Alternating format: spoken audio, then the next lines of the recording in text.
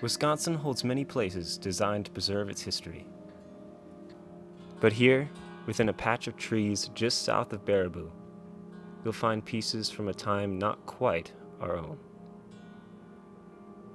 A garden park, depicting the world of a single man.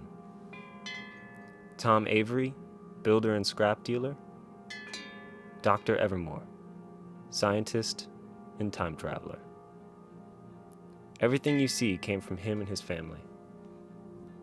But time moves ever more, even here. If you visit the park today, you will not find Dr. Evermor. But you won't find it empty either. I'm Misha Horner, and I'm a luthier. I repair and build stringed instruments for a living.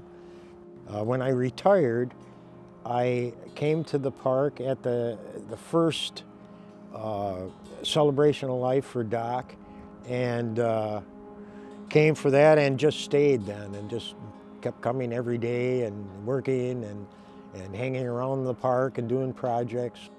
I'm involved in trying to, with TWIA, trying to dig the bone here. We're trying to figure out part of what's behind all this. That's the deepest question about the park. What did Doc have in mind when he built all this? Part of this has to do with the industrial age. He considered himself kind of a Victorian. Dr. Evermor was a Victorian scientist, time traveler, dealt with Victorian machinery. So this is kind of his way of paying tribute to all those Victorian machines, some of them still working in England, still producing work, still pumping water and so forth in London. And part of this is involved with the cosmology and geomancy, with geometry and so forth. So there's some secrets here yet that we're still digging and still trying to figure out about what was the deepest part of his thoughts, you know, and it's really exciting. There's treasures in here that are unseen yet, and that's part of the fun.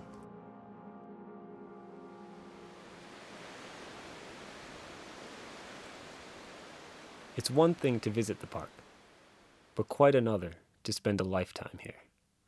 Hello. Am I barging in? Is this okay? No, you're good. Yeah, look around. Meet Lady Eleanor, Tom Avery's life partner and soulmate. And like all great love stories, theirs was a smash hit from day one. I broke the windows in his plant. Oh, yeah? Yes. Do you mind talking about that? Do you mind going? No, it was in my backyard, and we were walking to school, and the kids and we just took rocks and broke windows because he had a dog barking. Oh. And that was bad. Well, I was the only one he caught doing it, which I apologized. And then all of a sudden, he started asking me out. I was in high school when I went with him. They would go on to get married and start a life together, fueling each other's passion for saving and reusing material.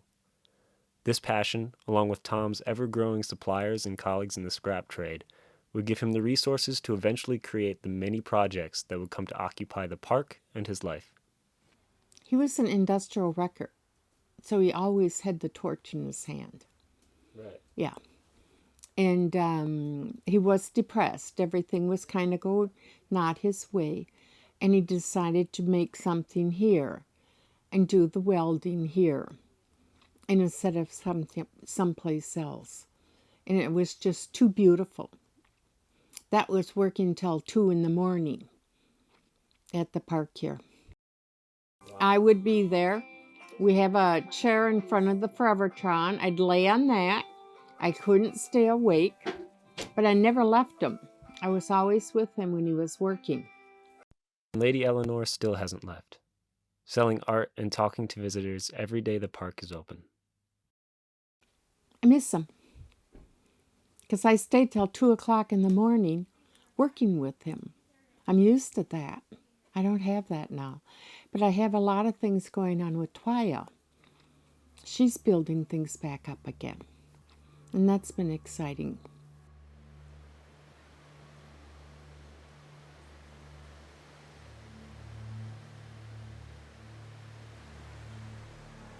So my name's Twaya Kotler, and I'm the daughter of Dr. Evermor and Lady Eleanor. Basically, I help out with the day-to-day operations of the park, work with the public, help with the sales, help with cleanup, help with the online website, help with legal things with the trademarks. Boy, anything and everything that comes up with the sculpture park, I'm pretty involved in. A majority of the responsibilities here at the park do fall on our family. So my mother, myself, my older brother Thayer, my sister Treasure, and I we're all heavily involved in everything. And then my little brother Troy, he was the one that made, and I don't have them. Oh, I can show them to you. They're his gladiator sculptures and his baseball team players are our favorite sculptures. No disrespect, towards my dad, but my little brother's sculptures are our favorite. And but he's really talented. He built a lot of those sculptures when he was like 16 years old. And unfortunately, when my dad passed in 2020, we actually lost Troy that fall in 2020 as well. So both those two are now intergalactic time traveling together.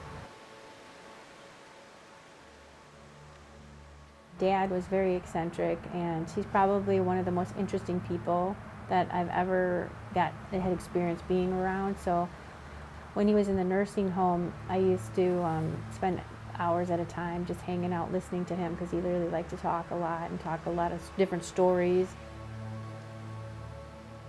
I think one of the gifts of being like his daughter is, you see your father in different stages. As you're growing up, you look at him one way when you're 5, you see him a different way when you're 10.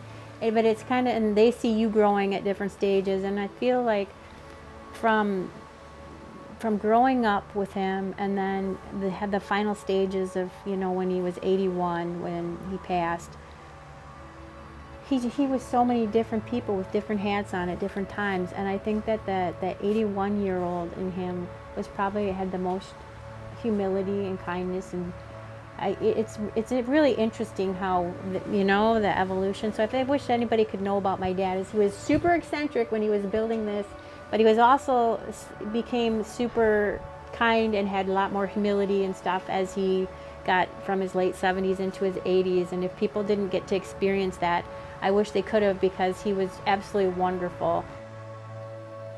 The park is about love. It's about love of people, love of life, love of what human beings could do and will do. And as you can see in the front, the wheel, the red wheel in the front, that's the last thing that Doc made. And it was at the nursing home. It was in the lobby of the nursing home. So the commandment is love each other, love each other.